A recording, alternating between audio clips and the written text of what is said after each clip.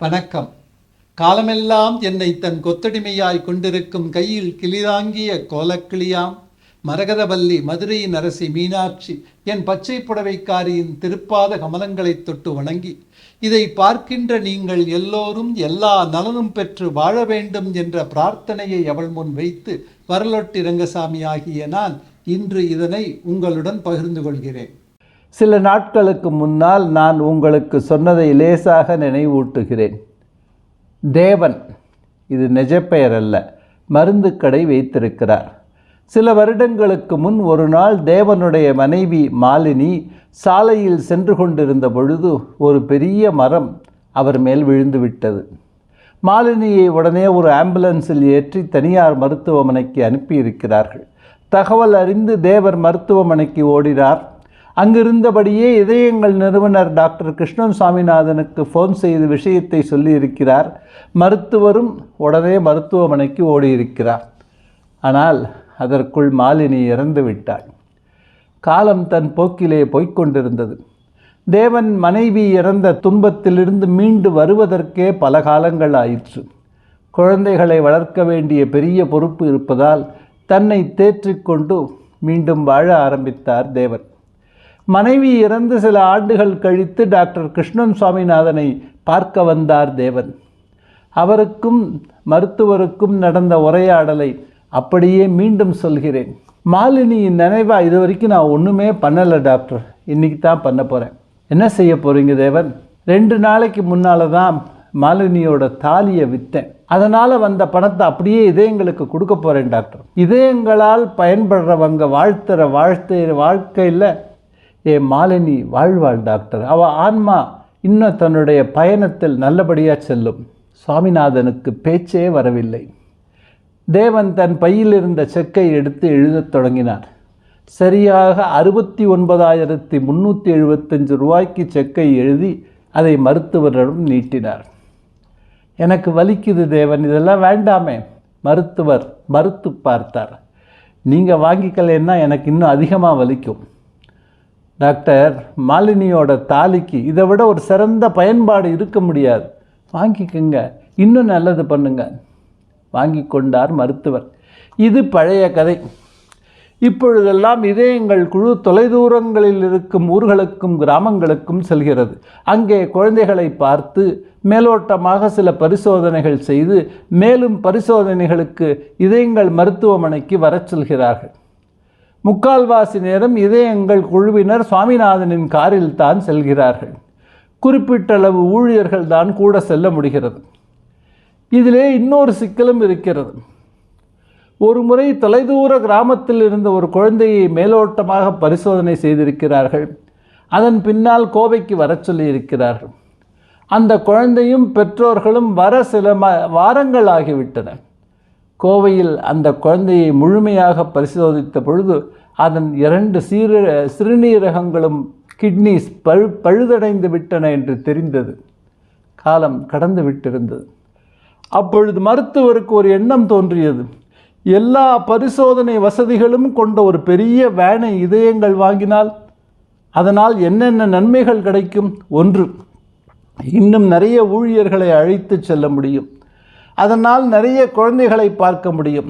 2, அதைவிட முக்கியமானது, அந்த வண்டியில் குழந்தையின் கண்கள், இரத்தம், கால்கள் ஆகியவற்றை பரிசோதனை செய்யும் ஆய்வுக்கூடம் இருந்தால் பெரிய பிரச்சனை ஏதாவது இருந்தால் உடனே கண்டுபிடித்து சொல்லிவிடலாம். பெரிய வண்டி இருப்பதால் முடிந்தால் அந்த குழந்தையையும் கூட ஒருவரையும் கூடவே அழைத்து கொண்டு வந்து விடலாம். மிக குறைந்தபட்சமாக நீங்கள் நாளைக்கே கோயம்புத்தூர் வரணும், இல்லாட்டி ஆபத்து என்று சொல்லிவிட்டு வரலாம். அவர்களும் உடனே வருவார்கள். எண்ணம் எல்லாம் நல்ல எண்ணம்தான், ஆனால் அதை செயல்படுத்த பணம் வேண்டுமே. இறந்து போன தன் மனைவியின் தாலியை விற்று ஒரு மனிதர் பணம் கொடுத்திருக்கிறார் என்றால் அது எவ்வளவு பெரிய விஷயம். தேவன் கொடுத்த 69,375 பணத்தை அந்த வண்டி வாங்கும் திட்டத்திற்கான முதல் நன்கொடையாக சீட் மணி, விதை நெல்லாக ஒதுக்கி வைத்திருந்தார் மருத்துவர் சுவாமிநாதன். எல்லா வசதிகளும் கொண்ட ஒரு வேன் வாங்க எவ்வளவு செலவாகும் என்று சுற்றி முற்றி விசாரித்திருக்கிறார். எவ்வளவு குறைத்து வாங்கினாலும் எப்படியும் 35 லட்சம் ரூபாயாவது ஆகும் என்று சொல்லியிருக்கிறார்கள். 69,000 சொச்சம் கையில் இருக்கிறது. பாக்கி 34 லட்சத்தி சொச்சத்திற்கு எங்கே போவது? ஒரு கட்டத்தில் பிரச்சனையை பச்சை புடவைக்காரியிடம் விட்டுவிட்டு இதயங்கள் வேலையை ஓய்வு ஒழிச்சல் இல்லாமல் பார்த்து கொண்டிருந்தார் மருத்துவர். இந்த இடத்திலே பச்சை புடவைக்காரியின் ஒரு குணத்தை பற்றி நீங்கள் எல்லோரும் அவசியம் தெரிந்து கொள்ள வேண்டும். நீங்கள் ஆசைப்பட்டு சாப்பிட ஒரு ₹1 கடலை மிட்டாய் வேண்டுமென்று அவளிடம் பிரார்த்தித்தால் அவள் அதற்காக உங்கள் கர்ம கணக்கை எல்லாம் பார்த்து கடலை மிட்டாய் சாப்பிட வேண்டிய காலகட்டத்தை நிர்ணயித்து அதன் பிறகுதான் அதை உங்களிடம் கொடுப்பாள். அதே சமயத்தில் யாரோ துன்பப்படுவதை பார்த்து மனம் உருகி கண்கள் கலங்கி, அம்மா பரதேவதே, எனக்குன்னு எதுவும் வேண்டாம், பாவம் அந்த மனுஷன் இவ்வளவு கஷ்டப்படுறானே, ஏதாவது செய்யக்கூடாதா என்று பதத்தத்துடன் கேட்டுவிட்டால் அவ்வளவுதான். உங்கள் கர்ம கணக்கு, துன்பப்படுபவனின் கர்ம கணக்கு இரண்டையும் தூர கடாசி விட்டு நீங்கள் கேட்டபடி அந்த மனிதருடைய துன்பத்தை கணிசமாக குறைத்து விடுவாள். குழந்தைகளுக்காக 35 லட்சம் ரூபாய் வேன் வேண்டுமென்று கிருஷ்ணன் சாமிநாதன் கேட்டபொழுது அதைத்தான் செய்தாள் பச்சை புடவைக்காரி. ராசி சீட்ஸ் என்ற கார்ப்பரேட் நிறுவனம் அப்பொழுதுதான் இதயங்கள் மேல் கவனம் செலுத்த ஆரம்பித்தது. அதன் தலைவர் சுவாமிநாதனிடம் சொன்னார், எங்களுக்காக ஒரு முறை இங்கே வந்து உங்கள் திட்டங்களை பற்றி சொல்லுங்களேன். கோரிக்கையை உடனே ஏற்றுக்கொண்டார் மருத்துவர். அந்த வேன் வாங்கும் திட்டத்தை தன் மனைவியின் தாலியை விற்று தொடங்கி வைத்த தேவனை மறக்காமல் கூட அழைத்து கொண்டு போனார். உண்மையை சொல்லி அறிமுகமும் செய்து வைத்தார். அவரிடம் சொன்னார், தேவனிடம் சொன்னார், இன்று ராசி சீட்ஸ்காரர்கள் 5 லட்சமோ 6 லட்சமோ தரப்போகிறார்கள்.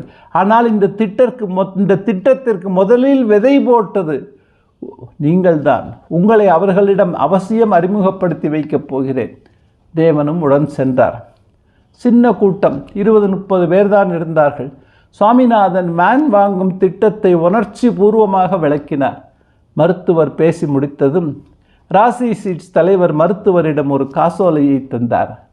இதயங்கள் பேரில் 35 லட்சம் ரூபாய்க்கு காசோலை எழுதப்பட்டிருந்தது. அதை சொல்லும் பொழுது எனக்கே அழுகை வருகிறதே. அதை வாங்குகின்ற பொழுது அந்த மருத்துவர் எப்படி தன் உணர்ச்சிகளை கட்டுப்படுத்தி கொண்டார் என்பது எனக்கு இன்னும் ஆச்சரியமாகத்தான் இருக்கிறது. எல்லாம் முடிந்து காரிலே ஊர் திரும்பும் பொழுது தேவன் மென்மையான குரலில் சுவாமிநாதனிடம் சொன்னார், ஒரு விஷயம் தெரியுமா டாக்டர், இன்னைக்கு தான் மாலினியோட திதி. வேன் வாங்க ஆர்டர் கொடுத்தாயிற்று, இன்னும் 1 மாதத்தில் வந்துவிடும். பச்சை புடவைக்காரி ஏன் இப்படி கொடுத்து அழ வைக்கிறாள் என்ற கேள்விக்கு பதில் தேட முளையும் போதெல்லாம் இன்னும் அதிகமாக அழுகைதான் வருகிறது.